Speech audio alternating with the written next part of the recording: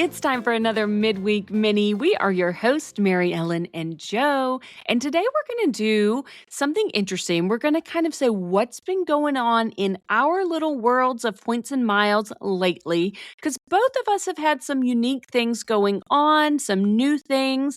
And I think that they're relevant to everyone because they could happen for you at some point as well. Yeah, 100%. We figured it was time to just fill you in on some. For me, I think my thing's a little crazy. Your thing's a little exciting. So we just thought people might like some little life updates. So where do you want to start? Well, let's start with you because you have been on a gravy train of American Express business cards. And this is a world that I have not tapped into yet. I have several American Express cards, but I don't have any American Express business cards. And it's killing me because I have really wanted the Blue Business Plus, which is a no annual fee business card.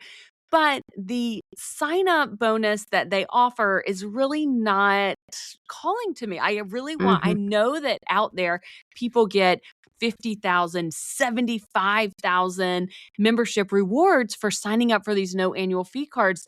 And it's like I've been holding out to see one of those offers, but we've learned a lot. And we even had an episode a little bit about this, that it's probably not coming for me. But you, on the other hand, got started with Amex Business, and now the train just keeps on going.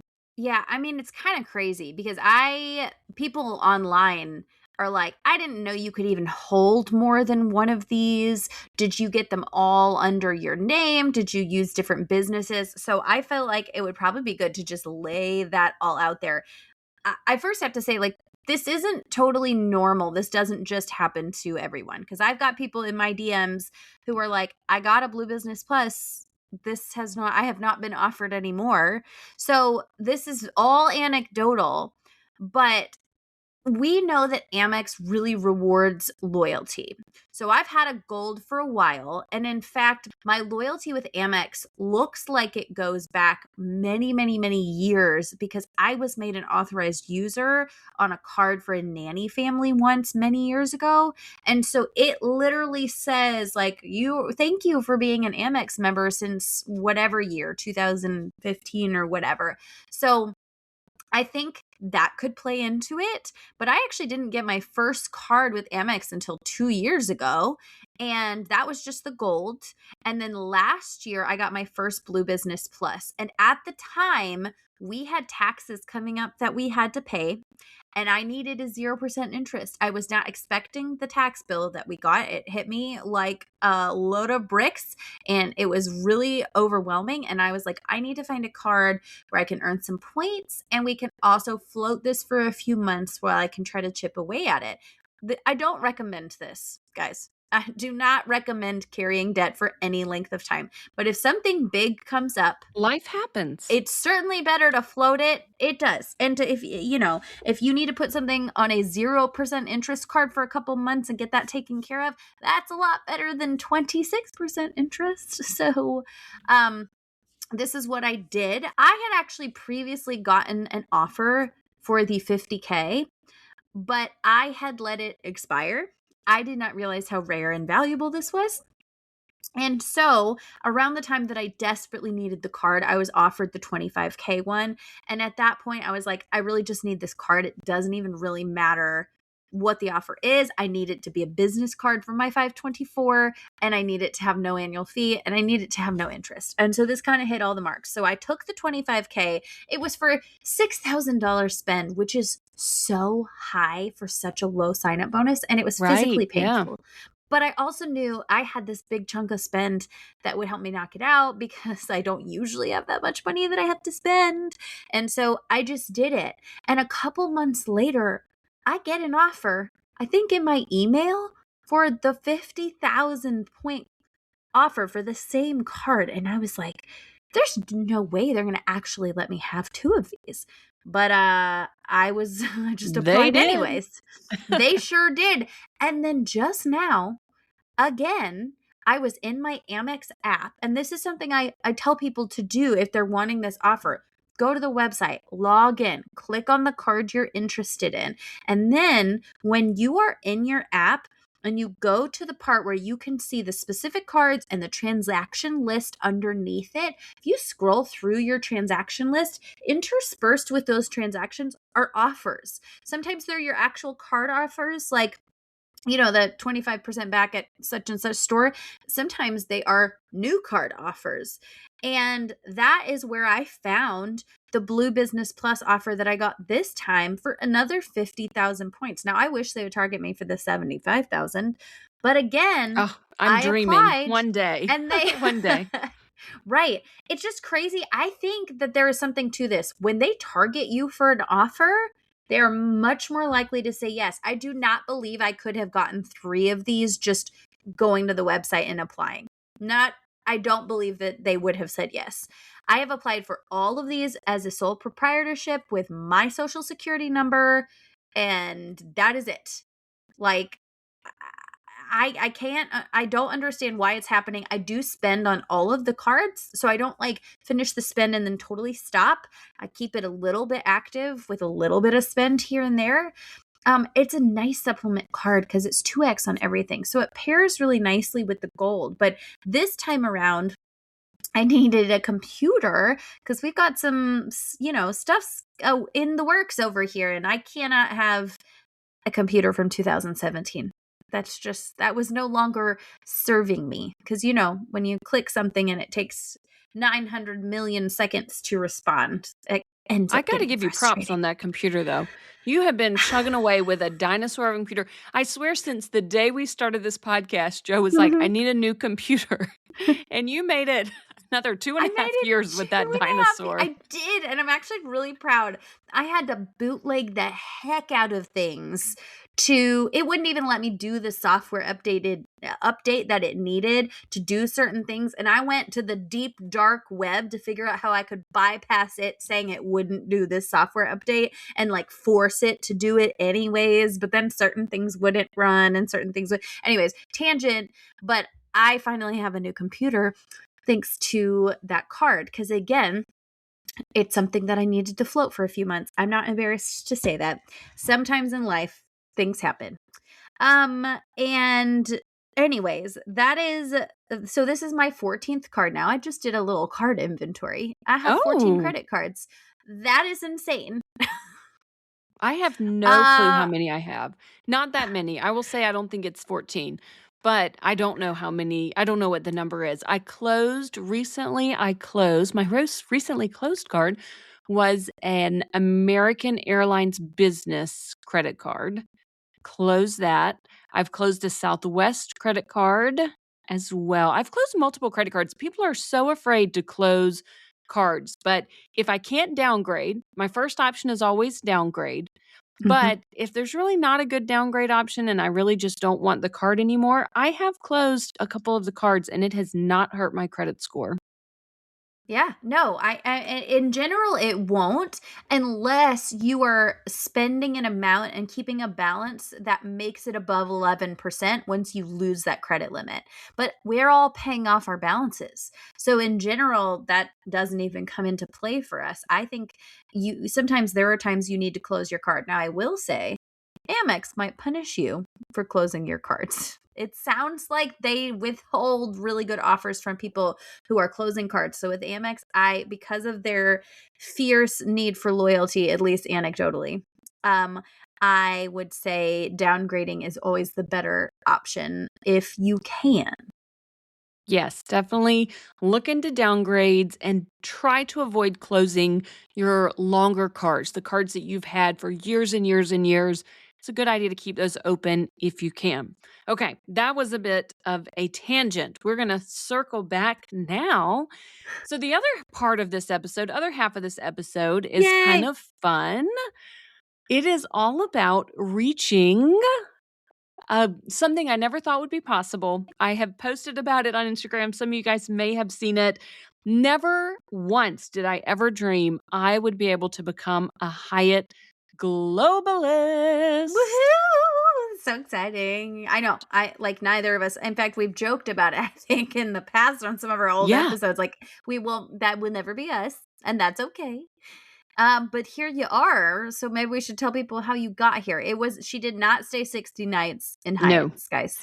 Yeah, I'm not a full-time traveler. I don't have a remote job. I don't have to travel for work, other than this podcast, if we call that work. We don't have that much travel, right? We have kind of a higher level of travel than some people, but also a more normal. I have kids in public school. We just can't travel all the time. So I didn't think it would be possible.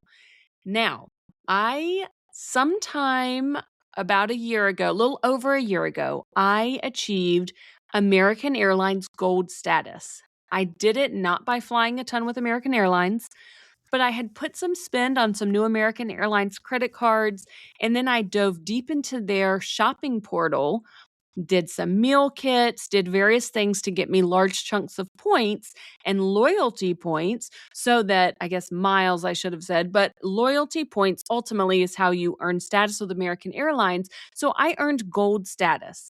Now, the gold status, I don't know. I went for it because I guess I wanted some level of status.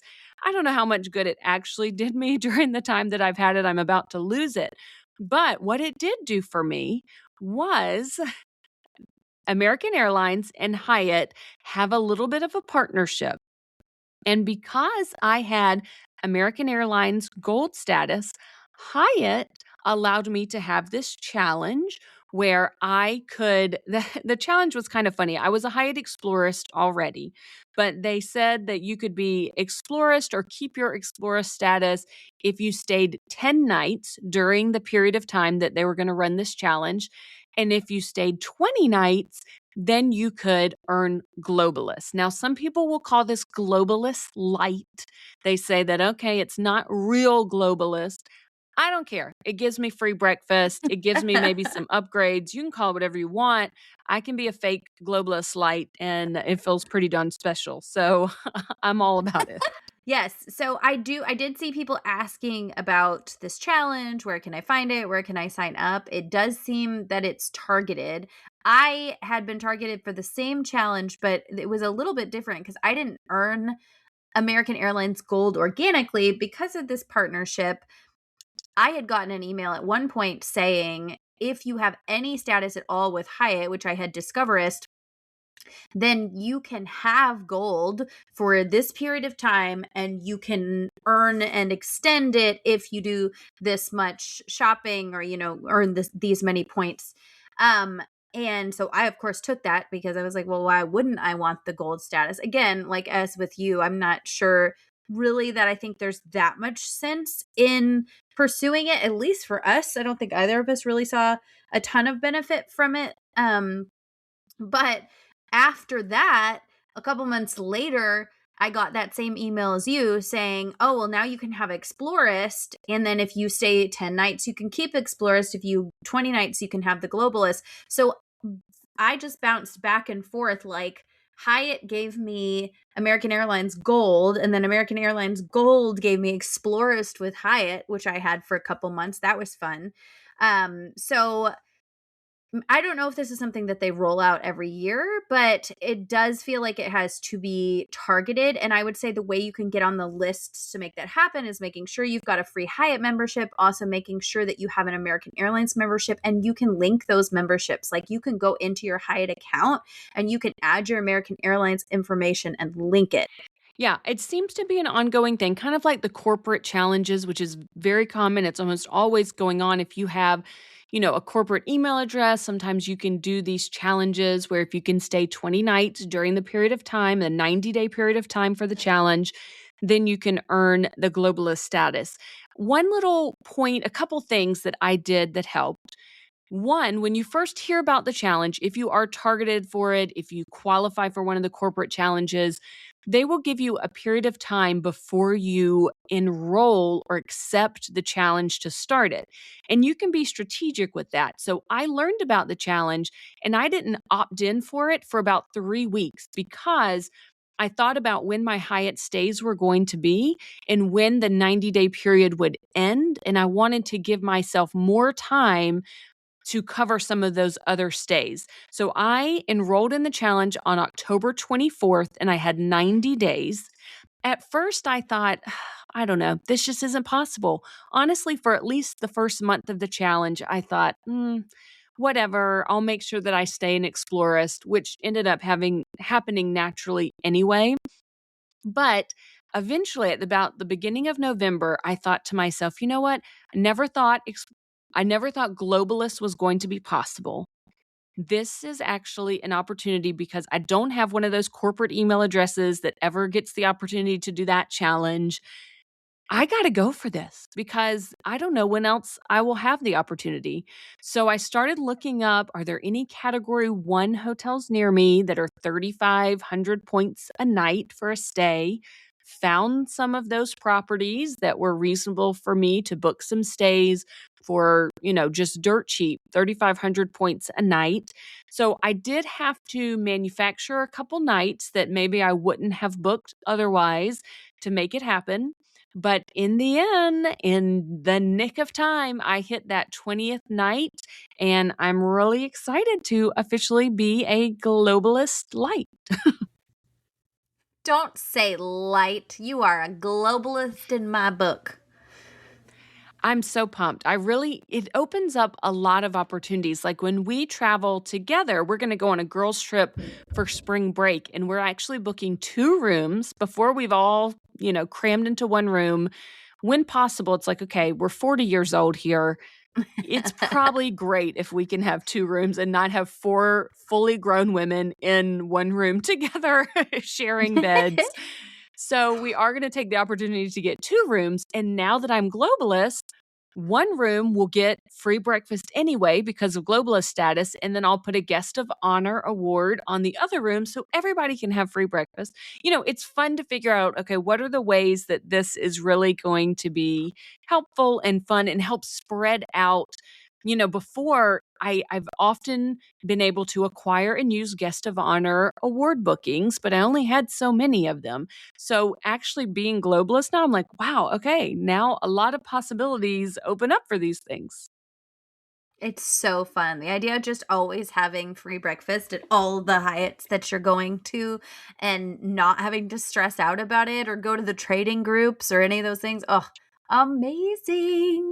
Okay, everybody. Well, that is what has been going on in our world of points and miles lately. We'd love to hear from you. We love seeing more and more people are sharing in the Facebook group, and that completely makes my day. And I love when other people comment to answer questions.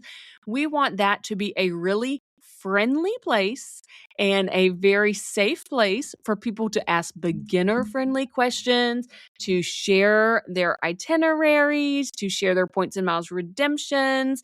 You know what? I'll just put this out here right now. There are groups that can get snippy.